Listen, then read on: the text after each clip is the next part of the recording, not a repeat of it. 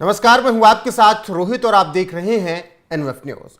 चुनावी नतीजों के बाद अब बीजेपी कट एंड क्लियर है, जिसकी वजह से कांग्रेस और मुस्लिमों की राजनीति करने वाली और पार्टियों की टेंशन बढ़ जाएगी, क्योंकि प्रधानमंत्री नरेंद्र मोदी ने ऐसा दांव चला है कि अब मुस्लिमों की राजनीति करने वालों की हालत खराब है। वो चाहे जम्मू कश्मीर में अब्दुल्ला परिवार हो, मुफ्ती परिवार हो, या फिर कांग्रेस हो, या फिर उत्तर प्रदेश में समाजवादी पार्टी हो, या फिर बंगाल में ममता बनर्जी। मोदी ने अपने सिर्फ एक बयान से सारे विरोधियों की हालत खराब कर दी है। और अब मुस्लिमों को भी इस बयान से समझ आने लगा होगा कि उनकी भी बात होनी चाहिए, क्योंकि मुस्लिमों में भी तमाम जातियां होती हैं और कई ऐसी जातियां हैं जो कि मुस्लिमों की उच्च जातियों में नहीं बैठ सकती हैं, अपनी बहन बेटियां नहीं ब्याह सकते हैं, उनके साथ खा नहीं सकते हैं। हालांकि ये बात हमेशा छिपाई गई, इसे बताने की कोशिश नहीं की गई। जबकि दूसरी तरफ हिंदुओं की जातियों को बताया गया और बताया गया कि नीची जातियों को ऊंची जातियों के पास नहीं बैठने दिया जाता है और खूब प्रचार किया गया।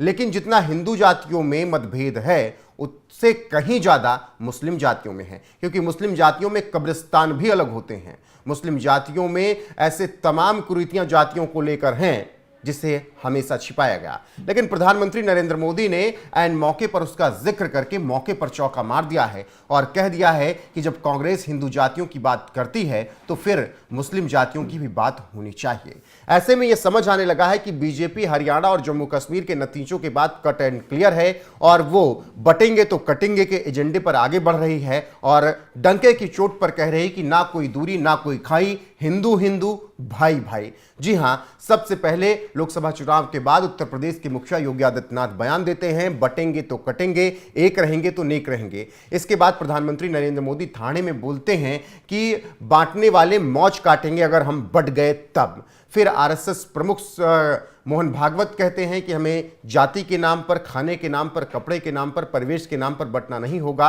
हिंदुओं को एकजुट रहना होगा। फिर प्रधानमंत्री नरेंद्र मोदी मुस्लिमों की जातियों का जिक्र करके तमाम मुस्लिमों की राजनीति करने वाले विरोधियों के मुंह पे करारा तमाचा जड़ देते हैं। और अब इसी कड़ी में बीजेपी के तमाम नेता हुंकार भर रहे हैं और कह रहे हैं बटेंगे तो कटेंगे। इससे साफ हो रहा है कि बीजेपी का एजेंडा कट एंड क्लियर है, वो है हिंदुत्व की राजनीति। बीजेपी के नेता अब ये भी कह रहे हैं कि ना कोई दूरी ना कोई खाई, हिंदू हिंदू भाई भाई। जी हां, दिल्ली के बीजेपी नेता कपिल मिश्रा ने अब जिस तरीके से हुंकार भरी है, उसके बाद दिल्ली से यह आवाज उठकर पूरे देश में पहुंच रही है और हिंदू एकजुट होने के लिए कपिल मिश्रा ऐलान कर रहे हैं। सुनिए कपिल मिश्रा किस तरीके से भरे मंच पर कहते हैं ना कोई दूरी ना कोई खाई, हिंदू हिंदू भाई भाई। कि बटेंगे तो बटेंगे तो बटेंगे तो बटेंगे तो बटेंगे तो बटेंगे तो बटेंगे तो हिंदू एकता, हिंदू एकता, हिंदू एकता, हिंदू हिंदू भाई, हिंदू हिंदू भाई, हिंदू हिंदू भाई, हिंदू हिंदू भाई, हिंदू हिंदू भाई, हिंदू एकता जिंदाबाद। एक रहेंगे ना? हाँ, बटेंगे तो नहीं, क्योंकि बटेंगे तो दशहरे पे जब रावण का पुतला जलेगा तो मन में संकल्प ले लेना कि रावण के साथ साथ हिंदुओं को बांटने वालों का भी पुतला के अंदर जला देंगे। बोल सियापति रामचंद्र की।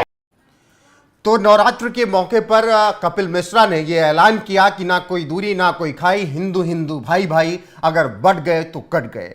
ऐसे में अब जब बीजेपी के तमाम नेताओं की तरफ से बयान आ रहे हैं, पहले दो बड़े नेताओं की तरफ से और आरएसएस प्रमुख की तरफ से यह बयान आया, सीएम योगी आदित्यनाथ और प्रधानमंत्री नरेंद्र मोदी ने ये बातें कही थी और अब वही बात बीजेपी के नेता, प्रवक्ता, मंत्री भी कहने लगे हैं, जिसके बाद ये कहा जा रहा है कि जिस हिंदुत्व की राजनीति कर कर बीजेपी 2 सीट से 303 तक पहुंची है, अब उसी राजनीति पर बीजेपी फिर से लौट रही है, क्योंकि 2024 लोकसभा चुनाव के नतीजों में जो झटके लगे थे, उससे बीजेपी आलाकमान भी अब सचेत हो गया है और उसकी आंखें खुल चुकी हैं।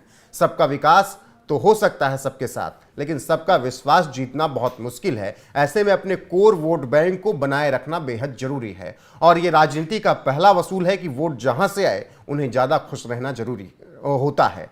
वो चाहे आप दूसरी तरफ भी देख लीजिए, कांग्रेस भी यही करती है। राहुल गांधी हर एक मौके पर या हर एक ऐसे मंच पर वो अपने कोर वोट बैंक को खुश करने की कोशिश करते हैं जिनकी वजह से वो 99 सीटें जीत सकें या सत्ता हासिल कर सकें। तो ऐसे में अब बीजेपी भी कट एंड क्लियर है और उसी का उदाहरण है कि कपिल मिश्रा ऐसा ऐलान कर रहे हैं। और कपिल मिश्रा ऐलान कब कर रहे हैं? जब प्रधानमंत्री ये बात बोल चुके हैं, सीएम योगी आदित्यनाथ बोल चुके हैं और सरसंघ चालक मोहन भागवत बोल चुके हैं।